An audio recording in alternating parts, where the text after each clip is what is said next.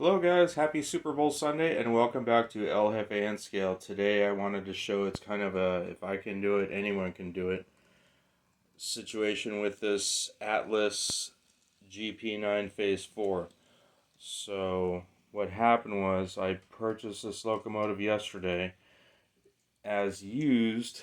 I kind of presented new condition, but it was used, and I paid a little bit too much for it. I paid about $120 for it.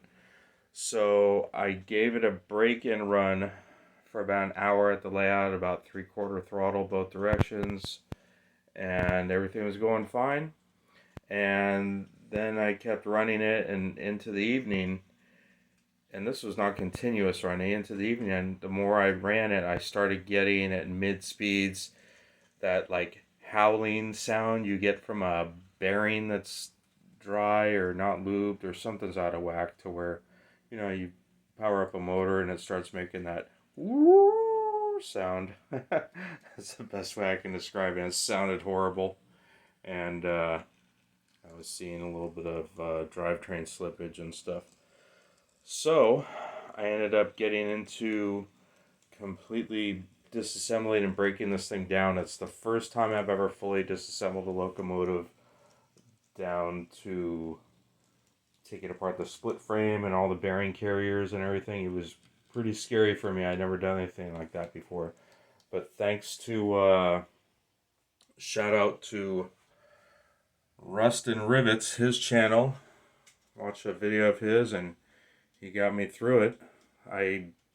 The first time I reassembled the shell, had everything cleaned up and lubed up and reassembled the shell, I wasn't getting power, and it was so difficult to get those axle block carriers back into place properly. I was like, oh god, oh no, all I was getting was a light and no power.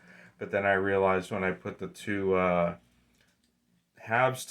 two chassis halves together, frame halves, that one of the motor tab, the brass contacts, was not making contact properly with the circuit board on top of the frame.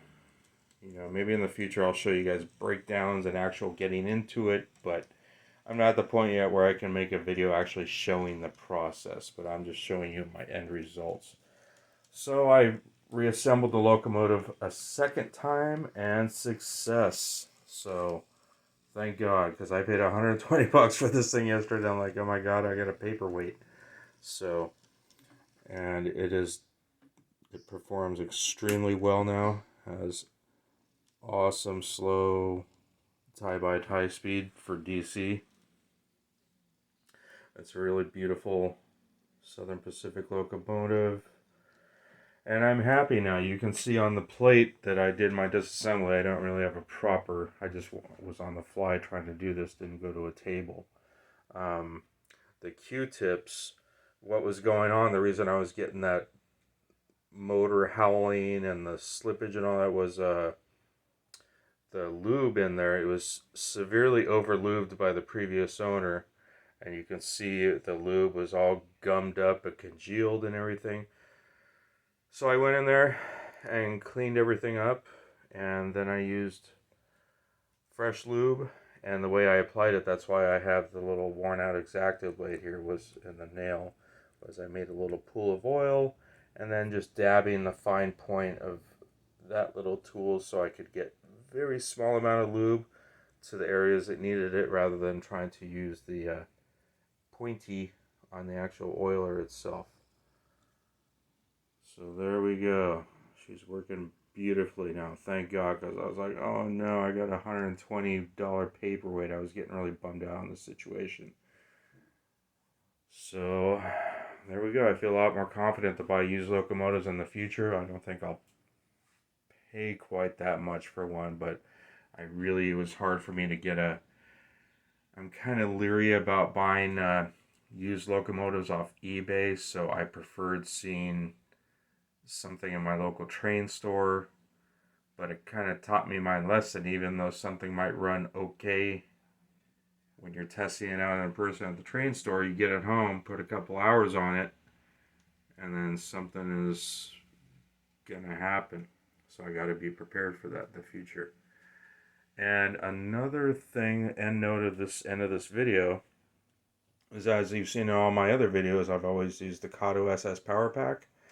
I picked up this Tech 2 MRC Tech 2 1500 for $25 from the same store.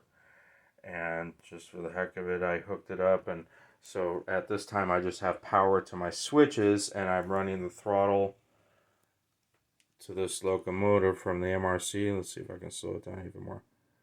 That tie by tie like that, I was not able to get from this Kato pack on any locomotive I own. I don't know, about the electrical properties involved or differences. I've heard things and read things about pulse, pulse power and stuff like that. I'm still trying to wrap my head around those concepts, but I can definitely see a difference in the throttle quality of using an old vintage MRC power pack throttle versus using this Kato power pack throttle. And here, let's stop it. First direction. Going.